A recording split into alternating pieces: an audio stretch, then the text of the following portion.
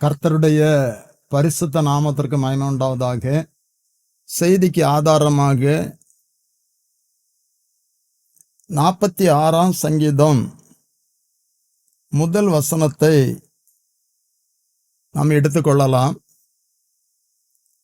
தேவன் நமக்கு அடைக்கலமும் பலனும், ஆபத்து காலத்தில் அனுகூலமான துணையும் மானவர்.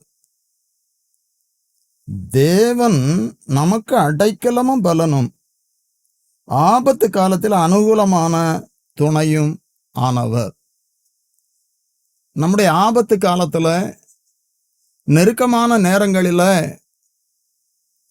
நமக்கு துணையாய் இருப்பவர்கள் மாறி போகலாம், நம்மை விட்டு விலகி போகலாம். ஆனா எந்த சூழ்நிலையிலும் கர்த்தர் நமக்கு துணையாய் இருப்பேன் என்று சொல்லுகிறார். 146ஆம் சங்கீதம் 5வது வசனத்திலே இப்படியாய் சொல்லப்பட்டு இருக்கிறது. யாக்கோபின் தேவனை தன் துணையாய் கொண்டிருந்து தன் தேவனாகிய கர்த்தர் மேல் நம்பிக்கை வைக்கிறவன் பாக்கியவான். தேவனை துணையாய் கொண்டு, இந்த உலகத்துல மனிதர்களுக்கு துணை ஒரு முக்கியமான காரியம். அதனாலதான் ஆதியாகமம் 2ஆம் அதிகாரம் 18வது வசனத்துல நாம் வாசிக்கிறோம், மனிதன் தனிமையா இருப்பது நல்லதல்ல, ஏற்ற துணையை உண்டு பண்ணுவேன் என்று சொல்லி ஆதாமுக்கு ஏவாளை கர்த்தர் உண்டு பண்ணினார். மனிதன் தனிமையா இருப்பது நல்லது அல்ல என்று சொல்லி கர்த்தர் கண்டார், துணையை உண்டு பண்ணினார். இங்கே கர்த்தர் சொல்லுகிறாரு, நான் உனக்கு துணையாய் இருப்பேன். இந்த நாளிலும் அன்பான தேவனுடைய பிள்ளைகளை, இந்த வசனங்களை ஆதாரமாக கொண்டு துணை என்கிற தலைப்பில் ஒரு செய்தியை நான் உங்களுக்கு சொல்ல போகிறேன். துணை என்பது நம்முடைய வாழ்க்கையில் ஒரு முக்கியமான காரியம். கணவனுக்கு மனைவி துணை, மனைவிக்கு கணவன் துணை, பெற்றோருக்கு பிள்ளைகள் துணை, பிள்ளைகளுக்கு பெற்றோர் துணை. ஆனால் இந்த துணையெல்லாம் ஒரு நாள் இல்லாமல் போகலாம், அல்லது நம்மை வெறுத்து அவர்கள் ஒதுங்கி போகலாம். கர்த்தர் ஒரு நாளும் நம்மை கைவிடாதவர், அவர் நமக்கு துணையாய் இருப்பேன் என்று சொல்லுகிறார். நான் அநேக பேரை பார்த்திருக்கிறேன், மிகவும் நெருக்கமாக இருந்தவர்கள், என்னுடைய வாழ்க்கையில் அனுபவித்திருக்கிறேன். என்னை ரொம்ப நேசித்தவர்கள், நான் இறுதி வரை உங்களோடு இருப்பேன் என்று சொன்னவர்கள் அப்படியே விலகி போய்விட்டார்கள். மனிதர்கள் மாறி போகலாம், மனித துணைகள் நமக்கு இல்லாமல் இருக்கலாம். இந்த வார்த்தையை கேட்டுக்கொண்டிருக்கிற தேவ பிள்ளைகளை, கர்த்தர் நமக்கு துணையாயிருப்பேன் என்று சொல்லுகிறார். அவர் யாருக்கெல்லாம் துணையாயிருந்தார், அவர் எப்பொழுது துணையாயிருப்பார் என்று சொல்லி நான் வேத ஆதாரத்தின் மூலம் சில காரியங்களை நான் உங்களுக்கு சொல்ல விரும்புகிறேன். முதலாவதாக ஆதியாகமம் 49ஆம் அதிகாரம் 25வது வசனத்தின் முற்பகுதி இப்படியாய் சொல்லுகிறது. உன் தகப்பனுடைய தேவனாலே அப்படியாயிற்று, அவர் உனக்கு துணையாய் இருப்பார். இந்த 49ஆம் அதிகாரத்தை நாம் பார்ப்போம் என்று சொன்னால், யாக்கோபு தன்னுடைய இறுதி நாட்களில பிள்ளைகளை அழைத்து ஆசீர்வதிக்கிறார். இதில் ஒரு காரியத்தை நாம் கற்றுக்கொள்ள வேண்டும். யாக்கோபு பிள்ளைகளை ஆசீர்வதிக்கிறது, பிள்ளையுடைய குணத்தின்படியே ஆசீர்வதிக்கிறது. இது கர்த்தருடைய ஆசீர்வாதம். இங்க யோசேப்புக்கு சொல்லப்படுகிற ஒரு ஆசீர்வாதம் 22வது வசனத்திலிருந்து சொல்லப்பட்டு இருக்கிறது. யோசேப்பு கனிதரும் செடி, அவன் நீரூற்றண்டையில் உள்ள கனிதரும் செடி, அதன் கொடிகள் சுவரின் மேல் படரும். இப்படியாக சொல்லி 25வது வசனத்தில் சொல்லுகிறார், உன் தகப்பனுடைய தேவனாலே அப்படியே ஆயிற்று, அவர் உனக்கு துணையாயிருப்பார், அவர் உனக்கு துணையாயிருப்பார். யாக்கோபு தன்னுடைய மகனாகிய யோசேப்பை பார்த்து சொல்லுகிறார், மகனே, நான் எப்பொழுதும் நான் உனக்கு துணையாயிருக்க முடியாது, ஆனால் என் தேவனாகிய கர்த்தர், என் தேவனாகிய கர்த்தர் உனக்கு துணையாயிருப்பார். இதை கேட்டுக்கொண்டிருக்கிற தேவ பிள்ளைகளே, உங்களுக்கு துணையாயிருந்தவர்களை நீங்கள் இழந்திருக்கலாம், துணையாயிருந்தவர்கள் இந்த நாளிலே வெறுத்திருக்கலாம். ஆனால் கர்த்தருடைய நாமத்தில் நான் உங்களுக்கு சொல்லுகிறேன், கர்த்தர் சொல்லுகிறார், ஆபத்து காலத்தில் நான் உனக்கு துணையாக இருப்பேன். முதலாவது நான் அந்த 46ஆம் சங்கீதத்தில் வாசித்தோம், தேவன் நமக்கு அடைக்கலம் பலனும் ஆபத்து காலத்திலே அனுகூலமான துணைமானவர். ஆபத்து காலத்துல அநேகர் நமக்கு துணையா இருக்க முடியாது, உதவியா இருக்க முடியாது. ஆனா கர்த்தர் சொல்லுகிறார், முதலாவதாக நான் யோசேப்பை உங்களுக்கு முன்பாக நிறுத்துகிறேன். யாக்கோபு சொல்லுகிறார், நான் எப்பொழுதும் உனக்கு துணையா இருக்க முடியாது. தேவன் உன் தகப்பனுடைய தேவனாலே அப்படி ஆயிற்று, அவரும் உனக்கு துணையா இருப்பா. யோசேப்பை குறித்து நாம் நன்றாக அறிந்து இருக்கிறோம். யோசேப்பு அவன் தன் சகோதரருடைய துன்மார்க்கத்தை எதிர்த்து வந்தான். அதே தகப்பனிடத்தில் சொன்னான். 37ஆம் அதிகாரம் 24வது வசனத்திலே சகோதரர்களால் அவன் குழியிலே தூக்கி போடப்படுகிறான். 37ஆம் அதிகாரம் 24வது வசனம், அவனை எடுத்து அந்த குழியிலே போட்டார்கள். அது தண்ணீர் இல்லாத வெறும் குழியாயிருந்தது. நான் உங்களுக்கு சொல்லுகிறேன், அந்த குழியிலும் யோசேப்புக்கு தேவன் துணையாயிருந்தார். 28வது வசனம், அவர்கள் விற்று போட்டார்கள், தன் சகோதரனை விற்று போட்டார்கள். எல்லா உறவும் அப்படியே மாறி போய்விட்டது. எல்லா உறவுகளும் அவனை விட்டு விலகி போய்விட்டது. ஆனா கர்த்தர் விலகவில்லை. கர்த்தர் அவனுக்கு துணையாயிருந்தார். விற்று போட்டாலும் அவர் துணையாயிருந்தார். 39ஆம் அதிகாரம் 2வது வசனத்துல நாம் வாசிக்கிறோம், கர்த்தர் யோசேப்போடு இருந்தார், அவன் காரிய சித்தி உள்ளவனானான், அவன் எகிப்தியன் ஆகிய தன் எஜமானுடைய வீட்டிலே இருந்தான். கர்த்தர் அவனோடு இருக்கிறார் என்றும் அவன் செய்கிற யாவையும் கர்த்தர் வாய்க்க பண்ணுகிறார் என்றும் அவன் எஜமான் கண்டு, கர்த்தர் அவனோடு இருக்கிறார், கர்த்தர் அவனுக்கு துணையாய் இருக்கிறார் என்று சொல்லி அவனுடைய எஜமான் கண்டு அவனுடைய வீட்டில் உள்ள அனைத்தையும் அவனிடத்தில் ஒப்பு கொடுத்தான். எல்லாவற்றையும் யோசேப்பின் நிமித்தம் அந்த வீட்டை கர்த்தர் ஆசீர்வதித்தார் என்று சொல்லி பார்க்கிறோம்.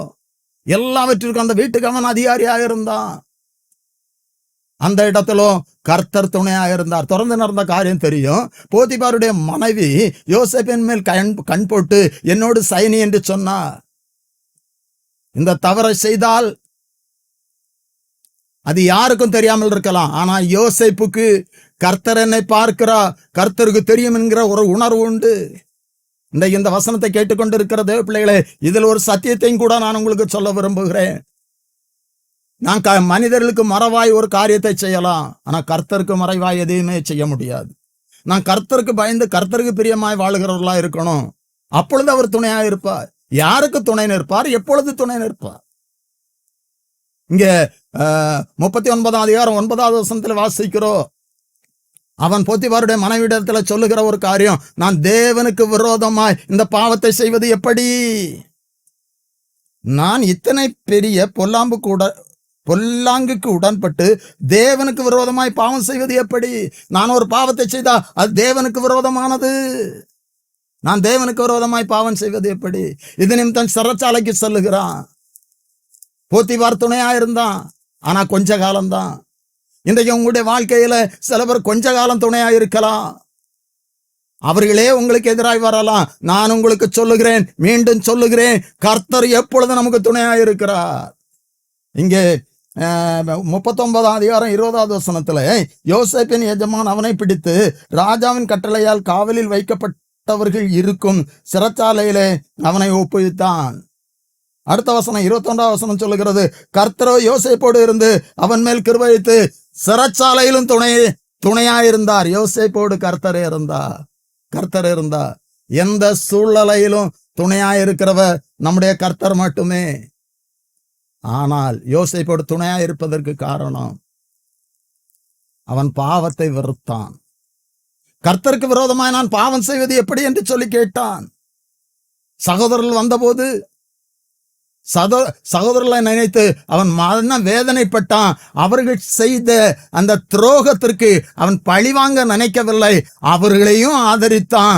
அவர்களிடத்தில் சொன்னான். 42ஆம் அதிகாரம் 18வது வசனத்திலே, நான் தேவனுக்கு பயப்படுகிறவன். அன்பான தேவனுடைய பிள்ளைகளை, நான் உங்களுக்கு சொல்லுகிறேன், சத்தியத்தை சொல்லுகிறேன். யோசேப்போடு கர்த்தர் துணை நின்றார். அவனோடு துணை நிற்பதற்கு காரணம், அவன் தேவனுக்கு பயந்தான், துரோகம் செய்த சத்துருக்களை நேசித்தான். இன்றைக்கு நம்மோடு அவர் துணை நிற்க வேண்டும் என்று சொன்னால், நமக்கு எல்லா காரியத்திலும் கர்த்தர் துணையா இருக்க வேண்டும் என்று சொன்னால், யோசேப்பை போல கர்த்தருக்கு பயப்படணும். யோசேப்பை போல வைராக்கியம் இல்லாதவர்களாய் நம்முடைய சகோதரர்கள், நம்முடைய குடும்பத்தார் மற்றவர்கள் துரோகம் செய்தாலும் அவருடைய துரோகத்தை மன்னித்து அவர்களோடு நாம் சமாதானத்தோடு பேசுகிறவர்களாய் காணப்பட வேண்டும். அப்படி என்று சொன்னால் யோசேப்புக்கு துணை நின்ற கர்த்தர் நமக்கு துணை நிற்பார். முதலாவதாக நான் உங்களுக்கு சொல்லுகிறது, யோசேப்புக்கு துணை நின்ற அந்த 49ஆம் அதிகாரம் 25வது வசனத்தை மீண்டும் உங்களுக்கு நினைவுபடுத்துகிறேன். யாக்கோபு பிள்ளைகளுக்கு சொன்ன ஆசீர்வாதத்தின்படியே பிள்ளைகள் ஆசீர்வதிக்கப்பட்டார்கள். இது ஒரு முக்கியமான ஆசீர்வாதம். அதை யாக்கோபு யோசேப்புக்கு சொல்லுகிறார், உன் தகப்பனுடைய தேவனாலே அப்படி ஆயிற்று, அவர் உனக்கு துணை இருப்பார். இன்றைக்கு நான் உங்களுக்கு சொல்லுகிற செய்தி, கர்த்தர் உங்களுக்கு துணை நிற்பார். யார் துணை இல்லாவிட்டாலும் இன்றைக்கு அன்பான தேவனுடைய பிள்ளைகளை கர்த்தர் நமக்கு துணையாக இருப்பார். இரண்டாவதாக யாத்திராகமும் 14ஆம் அதிகாரம் 25வது வசனம், அவர்களுடைய ரதங்களிலிருந்து உருளைகள் கழலவும் அவர்கள் தங்கள் ரதங்களை வருத்தத்தோட நடத்தவும் பண்ணினார். அப்பொழுது எகிப்தியர் இஸ்ரவேலரை விட்டு ஓடி போவோம், கர்த்தர் அவர்களுக்கு துணை நின்று எகிப்தியருக்கு விரோதமாய் யுத்தம் பண்ணுகிறார் என்றார்கள். மீண்டும் உங்களுக்கு செய்தியினுடைய தலைப்பை நினைவுபடுத்துகிறேன். துணை. முதலாவது யோசேப்புக்கு கர்த்தர் துணை நின்றார். இரண்டாவதாக இங்கே எகிப்தியர்கள் இஸ்ரவேலரை பார்த்து சொல்லுகிறார்கள், இஸ்ரவேலருக்கு கர்த்தர் துணை நிற்கிறார், நாம் துணை நின்று யுத்தம் செய்கிறார், நாம் ஓடி போவோம். துணை நின்று எகிப்தியருக்கு விரோதமாய் யுத்தம் பண்ணுகிறார் என்றார்கள். இங்கே இஸ்ரவேல் ஜனங்களுடைய சரித்திரத்தை நாம் அறிந்திருக்கிறோம். எகிப்து அடிமைத்தனத்துல மிகவும் வேதனைப்பட்டார்கள். கர்த்தர் மோசே அனுப்பி இஸ்ரவேல் ஜனங்களை மீட்டெடுத்தார். இப்பொழுது எகிப்தை விட்டு வெளியே வருகிறார்கள். அவர்கள் நினைத்திருக்கலாம், இனி நமக்கு பிரச்சனை இல்லை என்று சொல்லி. இதிலும் கூட ஒரு சத்தியத்தை நான் உங்களுக்கு சொல்லுகிறேன் தேவ பிள்ளைகளே, நீங்கள் இயேசு கிறிஸ்துவை ஏற்றுக்கொண்டு நீங்கள் இயேசு கிறிஸ்துவை நேசித்து அவருக்கு பிரியமாய் வாழுகிறவர்களாய் காணப்படலாம். ஒருவேளை கடந்த நாட்களில் இயேசு கிறிஸ்துவை ஏற்றுக்கொள்ளாதபடி இருந்திருக்கலாம். இந்த நாட்களில் நான் இயேசு கிறிஸ்துவை ஏற்றுக்கொண்டேன், அவரை நான் நேசிக்கிறேன், அவரை என்ன நேசிக்கிறார், இனி பிரச்சனை இல்லை என்று சொல்லி நீங்கள் நினைக்கலாம். ஆனால் ஒன்றை நான் உங்களுக்கு சொல்லுகிறேன், கிறிஸ்துவை ஏற்றுக்கொண்டாலும் வாழ்ந்தாலும் நமக்கு பிரச்சனை வரும். ஆனால் அவர் நமக்கு துணை நிற்பார். இங்கே இஸ்ரவேல் ஜனங்கள் நினைத்திருக்கலாம், முன்பாக பார்வோன் சேனை, முன்பாக செங்கடல், பின்பாக பார்வோன் சேனை, மிகவும் அங்கலாய்த்தார்கள். கர்த்தர் நோக்கி கூப்பிட்டார்கள் என்று சொல்லி பார்க்கிறோம். மோசே இடத்துல முறுமுறுத்தார்கள், எகிப்திலே பிரேத குழி இல்லை என்று சொல்லியா எங்களை இங்கே அழைத்து வந்தீர், கொண்டு வந்தீர் என்று சொல்லு. மோசே கர்த்தர் நோக்கி கூப்பிட்டான். அங்கே 14ஆம் அதிகாரத்துல நாம் வாசிக்கும் போது 14வது வசனத்துல இப்படியா சொல்லப்பட்டு இருக்கிறது, கர்த்தர் உங்களுக்காக யுத்தம் பண்ணுவார், நீங்கள் சும்மா இருப்பீர்கள் என்றான். சில வேளைகள்லாம் நம்மால் ஒன்றுமே செய்ய முடியாது தேவ பிள்ளைகளே. இந்த சூழ்நிலையில இஸ்ரவேல் ஜனங்களால் ஒன்றும் செய்ய முடியாது. செங்கடலையும் தாண்ட முடியாது, பார்வோன் சேனையோடு எதிர்த்து நின்று யுத்தமும் பண்ண முடியாது. நீங்கள் சும்மா இருப்பீர்கள், கர்த்தர் உங்களுக்காக யுத்தம் செய்வார். மோச இடத்துல கர்த்தர் சொன்னா, உன் கோலை எடுத்து செங்கடலை பிளந்து விடு. செங்கடல் பிளந்தது, இஸ்ரவேல் ஜனங்கள் வெட்டாந்தரையில நடந்து போனார்கள் என்று சொல்லி பார்க்கிறோம். ரெண்டு பக்கமும் தண்ணீர் மதலான் என்றது விஞ்ஞானத்திற்கு அற்பாற்பட்ட ஒரு அற்புதத்தை அங்க கர்த்தர் செய்தார். நம்ம எல்லாரும் அறிந்திருக்கிறோம், தண்ணீர் சமநிலை உடையது. ஆனால் கர்த்தர் செங்கடலை பிளந்த பொழுது இரண்டு பக்கமும் தண்ணீர் மதலாக நின்றது. இதுதான் அற்புதம். கர்த்தர் துணை நிற்கும் போது இப்படிப்பட்டதான அற்புதம் நடக்கும் தேவ பிள்ளைகளே. நீங்க பயப்படாதீர்கள். இன்றைக்கு நம்முடைய வாழ்க்கையில பிரச்சனைகள் வரும்போது, இப்படிப்பட்டதான் நெருக்கங்கள் வரும்பொழுது இஸ்ரவேல் ஜனங்களுடைய வாழ்க்கையில வந்தது போல, முன்பாக செங்கடல், பின்பாக பார்வோன் சேனை, என்ன செய்வோம் என்று சொல்லி அங்கலாய்க்கிற சூழ்நிலை உங்களுடைய வாழ்க்கையில கடந்து வந்திருக்கலாம், இப்பொழுதும் இருக்கலாம். என்னுடைய வாழ்க்கையில அப்படிப்பட்டதான சூழ்நிலை கடந்து வந்தது. ஆனால் நான் உங்களுக்கு சொல்லுகிறேன், கர்த்தர் ஆபத்து காலத்தில் துணை நிற்கிறவ, அனுகூலமான துணைமானவ. இஸ்ரவேல் ஜனங்களுக்காக துணை நின்றார். இப்பொழுது எகிப்தியர்கள் வந்தது விசேஷ ரதங்களிலே. அந்த விசேஷித்த ரதங்களிலே உருளைகள் கலன்றது. கர்த்தர் கிரியை செய்ய ஆரம்பித்தார். நம்முடைய வாழ்க்கையில கர்த்தர் கிரியை செய்யணும்னு சொன்னா அதற்கு முகாந்தரங்களை உண்டு பண்ணுவார் தேவ பிள்ளைகளை. இங்க உருளைகளை கலன்றது அவர்களுக்கு தெரியும். இது தானாக வந்ததல்ல, கர்த்தருடைய கிரியை. ரதத்தை அவர்கள் ஓட்டுவதற்கு சிரமப்பட்டார்கள், இப்பொழுது செங்கடலுக்குள் வந்து விட்டார்கள். இவர்கள் உயிர் பிழைக்கத்தக்கதாக அவர்கள் அறிந்து கொண்டார்கள், இஸ்ரவேல் ஜனங்களுக்காக கர்த்தர் துணை நின்று யுத்தம் செய்கிறார், நாம் ஓடி போவோம். ஆனால் நடந்தது என்ன? இஸ்ரவேல் ஜனங்களுக்கு பாதை திறந்த செங்கடல் அவர்களை மூடி போட்டது. உனக்கு விரோதமாய் உருவாக்கப்படும் எந்த ஆயுதம் வாய்க்காதே போ. இரண்டாவதாக நான் உங்களுக்கு சொல்லிக் கொண்டு இருக்கிறேன், இஸ்ரவேல் ஜனங்களுக்கு அங்கே கர்த்தர் துணை நின்றார். சத்தியத்தில் எப்பொழுதும் நான் செய்தியில 2 பக்கம் சொல்வது உண்டு. கடந்த நாட்கள் டிவி செய்தியிலும் நான் அதை சொல்லி இருக்கிறேன், நினைவுபடுத்துகிறேன். கர்த்தர் நம்முடைய வாழ்க்கையில துணை நிற்க வேண்டும் என்று சொன்னால் நாம் செய்ய வேண்டிய காரியத்தை நாம் செய்யணும். இங்க இஸ்ரவேல் ஜனங்கள் எகிப்திலிருந்து வெளியே வந்த காரணத்தினால கர்த்தர் துணை நின்று யுத்தம் செய்தார். இதில் நான் உங்களுக்கு சொல்லுகிற செய்தி சத்தியம். இந்த உலகத்துல இருந்து வெளியே வரணும். உலகம் எகிப்து, இந்த உலகத்துல இருந்து வெளியே வரணும். இன்றைக்கு அநேகர் எகிப்தும் வேணும், உலகமும் வேணும், கிறிஸ்துவம் வேண்டும் என்று சொல்லி வாழுகிறார்கள். நான் கிறிஸ்துவை முழுமையாக ஏற்றுக்கொள்வோம் என்று சொன்னால் எகிப்தாகிய உலகத்தை விட்டு நாம் வெளியே வந்து கிறிஸ்துவுக்குள், கிறிஸ்துடைய செட்டைன்கள் வருவோம் என்று சொன்னால் அவர் நமக்காக யுத்தம் செய்வார், நமக்கு துணை நின்று யுத்தம் செய்வார். இங்கே எகிப்தியர்கள் அப்படித்தான் சொல்லுகிறார்கள், இஸ்ரவேல் ஜனங்களுக்கு துணை நின்று யுத்தம் செய்கிறார், நாம் ஓடி போவோம். அப்பொழுது எகிப்தியர் இஸ்ரவேலை விட்டு ஓடி போவோம், கர்த்தர் அவர்களுக்கு துணை நின்று எகிப்திற்கு விரோதமாக யுத்தம் பண்ணுகிறார் என்றார்கள். அப்படி என்று சொன்னார், நாம் எகிப்தியான அனுபவத்தை விட்டு இஸ்ரவேலராய் மாறுவோம் என்று சொன்னார், கர்த்தருடைய பிள்ளைகளாய் காணப்படுவோம் என்று சொன்னால் அவர் நமக்காக யுத்தம் செய்வார். நீங்கள் சும்மா இருப்பீர்கள், கர்த்தர் உங்களுக்காக யுத்தம் செய்வார். ஏசாயா 41 அதிகாரம் 13வது வசனத்துல இப்படியாய் சொல்லப்பட்டு இருக்கிறது, உன் தேவனாயிருக்கிற கர்த்தராகிய நான் உன் வலதுகரத்தை பிடித்து பயப்படாதே. உன் தேவனாயிருக்கிற கர்த்தராகிய நான் உன் வலது கையை பிடித்து பயப்படாதே, நான் உனக்கு துணை நிற்கிறேன் என்று சொல்லுகிறேன். இஸ்ரவேல் ஜனங்களுக்கு கர்த்தர் துணை நின்றார். இஸ்ரவேல் ஜனங்கள் கர்த்தரை விட்டு தூரம் போனாலும் அவர்களை கைவிடாதபடி அநேக பிரச்சனைகளிலே துணை நின்று இஸ்ரவேல் ஜனங்களை கர்த்தர் காத்தார், வழி நடத்தினார். நான் மீண்டும் சொல்லுகிறேன், நான் இஸ்ரவேலராய் தெரிந்து கொள்ளப்பட்டவர்களாய் இருப்போம் என்று சொன்னால் நமக்கு துணை நிற்பார். தேவ பிள்ளைகளை, எப்படிப்பட்டதான பிரச்சனைகள் உங்களுடைய வாழ்க்கையில காணப்பட்டாலும் கடந்து வந்தாலும் பயப்பட வேண்டாம், அவர் நமக்கு துணை நிற்பார். மூன்றாவதாக 2 நாளாகமும் 14ஆம் அதிகாரம் 11வது வசனம், ஆசா தன் தேவனாகிய கர்த்தர் நோக்கி கூப்பிட்டு, கர்த்தாவே, பலன் உள்ளவனுக்காயிலும் பலன் அற்றவனுக்காயிலும் உதவி செய்கிறது உமக்கு லேசான காரியம். எங்கள் தேவனாகிய கர்த்தாவே, எங்களுக்கு துணை நில்லும். உம்மை சார்ந்து உம்முடைய நாமத்தில் ஏராளமான இந்த கூட்டத்திற்கு எதிராய் வந்தோம். கர்த்தாவே, நீர் எங்கள் தேவன், மனுஷன் உம்மை மேற்கொள்ள விடாதையும் என்றான். மூன்றாவதாக நான் உங்களுக்கு சொல்லுகிறது, இங்கே ஆசா ராஜா அவனுக்கு எதிராய் ஒரு பெரிய சேனை கடந்து வந்த போது அவன் கர்த்தர் நோக்கி கூப்பிட்டு சொல்லுகிறான், எனக்கு துணை நில்லும், எனக்கு துணை நில்லும்.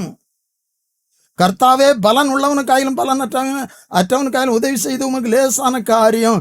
எங்கள் தேவனாகிய கர்த்தாவே, எங்களுக்கு துணை நில்லும். ஆசா ராஜாவுக்கு கர்த்தர் துணை நின்றா.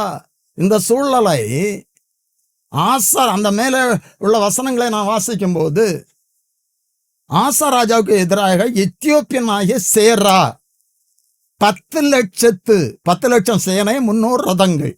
ஆனால் ஆசாவிடத்தினுடைய பலன், இராணுவ பலன் 5,80,000. இப்போ உத்தேசமாக ஒன்றுக்கு டபுள், அதாவது ஆசா ராஜாவினுடைய படை பலத்தை விட சேராவினுடைய படை பலன் 2 மடங்காய் காணப்படுகிறது. இப்பொழுது ஆசா ராஜாவுக்கு சேரா ராஜாவுக்கு எதிராக நிற்பதற்கு பலன் இல்லை.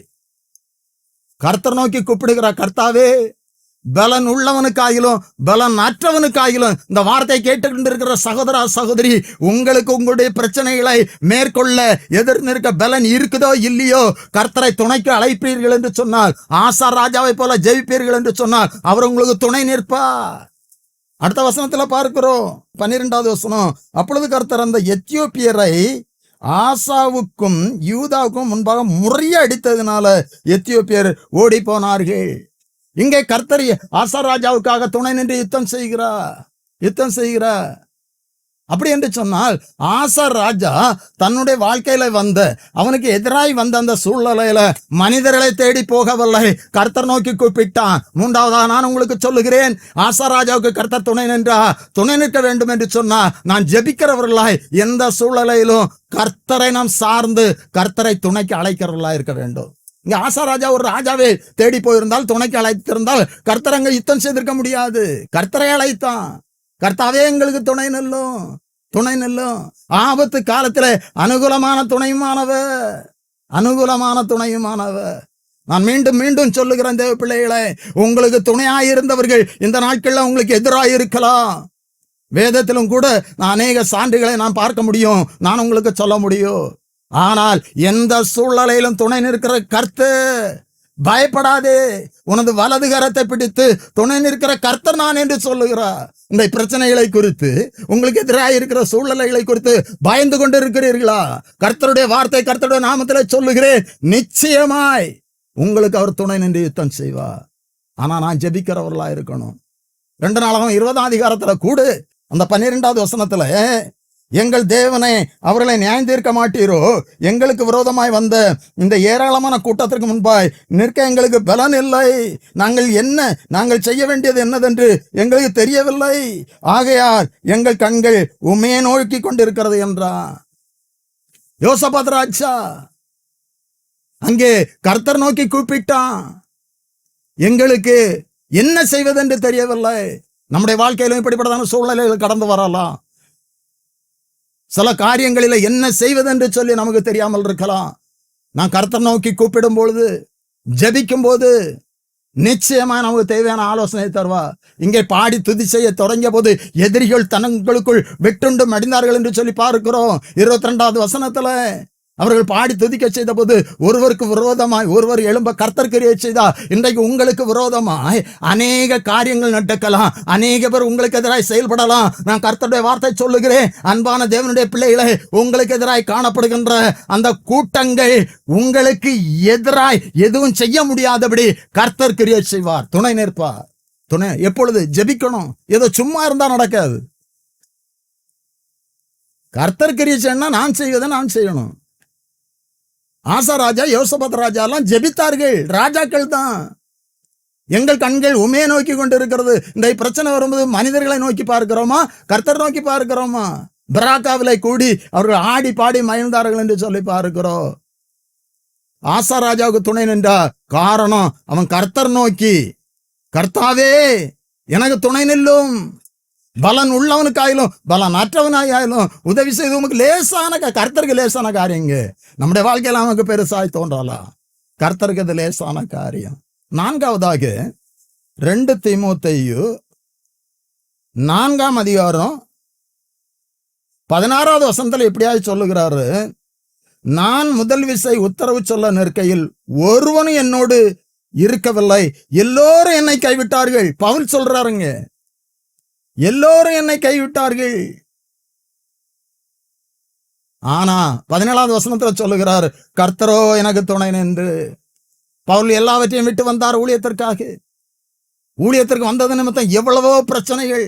அவர் சந்தித்த பிரச்சனைகளை 2 கொரிந்தியர் 11ஆம் அதிகாரம் 23ஆம் வசனத்திலிருந்து அவர் இப்படியா ஆரம்பிக்கிறார். அவர்கள் கிறிஸ்துவின் ஊழியக்காரரா, நான் அதிகம் புத்தீனமாய் பேசுகிறேன், நான் அதிகமாய் பிரயாசப்பட்டேன், அதிகமாய் அடிபட்டேன். 24வது வசனம், யூதர்களால் ஒன்று குறைய 40 அடியாக 5 தரம் அடிபட்டு, 3 தரம் லாறுகளால் அடிபட்டு, 1 தரம் கல்லறை உண்டு.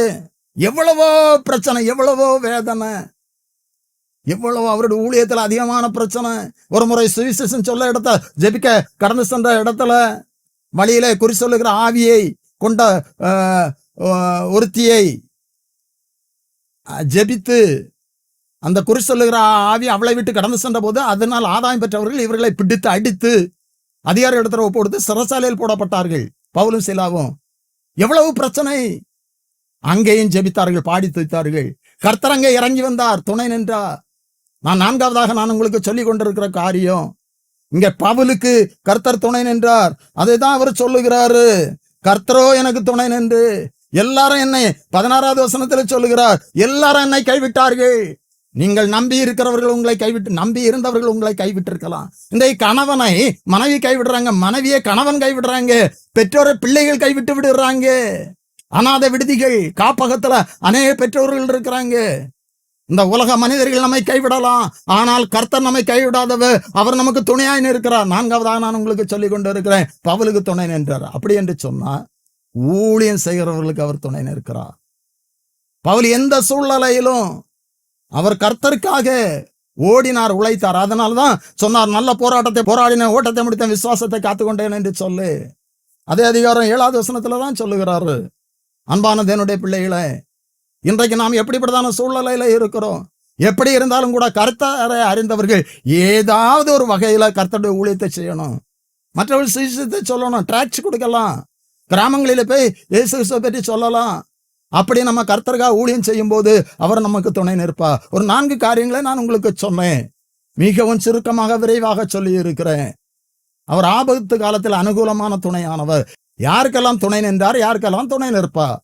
முதலாவதாக யோசேப்புக்கு கர்த்தர் துணை நின்றார். யோசேப்பு கர்த்தருக்கு பயப்படுகிறவன். 2வதா இஸ்ரவேல் ஜனங்களுக்காக அவர் துணை நின்று யுத்தம் பண்ணினார். இஸ்ரவேல் ஜனங்கள் எகிப்திலிருந்து மீட்கப்பட்டார்கள், வேறு பிரிக்கப்பட்டார்கள். நாமும் எகிப்திலிருந்து, இந்த உலகத்திலிருந்து, உலக பாவத்திலிருந்து வெளியே வருவோம் என்று சொன்னார், நமக்கு துணை நிற்பார்.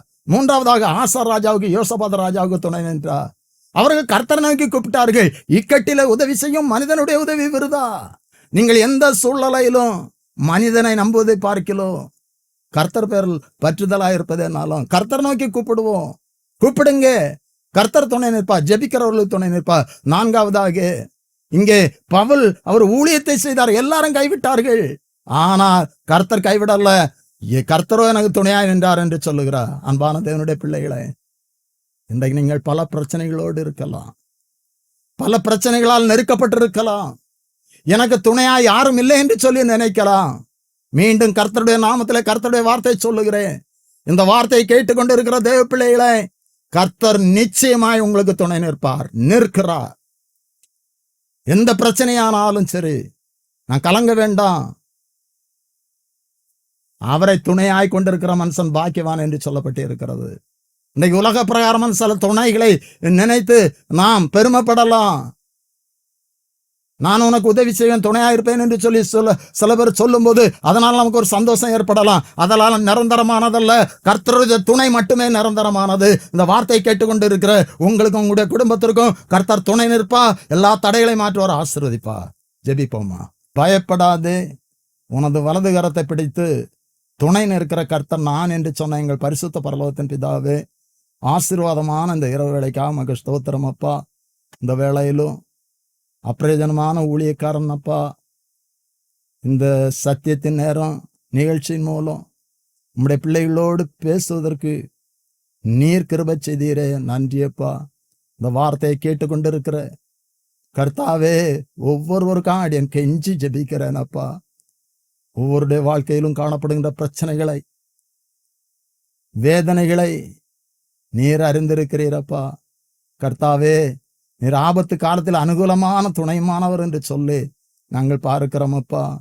யோசேப்புக்கு துணை நின்று, இஸ்ரவேல் ஜனங்களுக்கு துணை நின்று, ஆசா ராஜா யோசபாத் ராஜாவுக்கு துணை நின்று, கர்த்தாவே பவுலுக்கு துணை நின்று, அப்படியே நாங்களும் யோசேப்பை போல வாழ்ந்து இஸ்ரவேலராய் பிரித்தெடுக்கப்பட்டு ஆசா ராஜா யோசபாத் ராஜா உம்மை நோக்கி கூப்பிட்டது போல நாங்கள் உம்மை நோக்கி கூப்பிட்டு, கர்த்தாவே பவுலை போல உம்முடைய ஊழியத்தை செய்து நீர் எங்களுக்கு துணையாயிருக்கும் பாக்கியத்தை பெற்றுக்கொள்ள எங்களை தகுதிப்படுத்துங்கப்பா. கர்த்தாவே, எந்த சூழ்நிலையிலும் நீர் மட்டுமே எங்களுக்கு துணையாயிருக்கிற கர்த்தரப்பா. அப்படி ஒவ்வொருவருக்கும் துணையாய் நின்று ஒவ்வொருவரையும், ஒவ்வொரு குடும்பத்தையும் ஆசீர்வதியும். மீட்பர் இயேசு கிறிஸ்துவின் ஜெபிக்கிறோம் நல்ல பிதாவே, ஆமென். இயேசுவை நம்புவேன். true.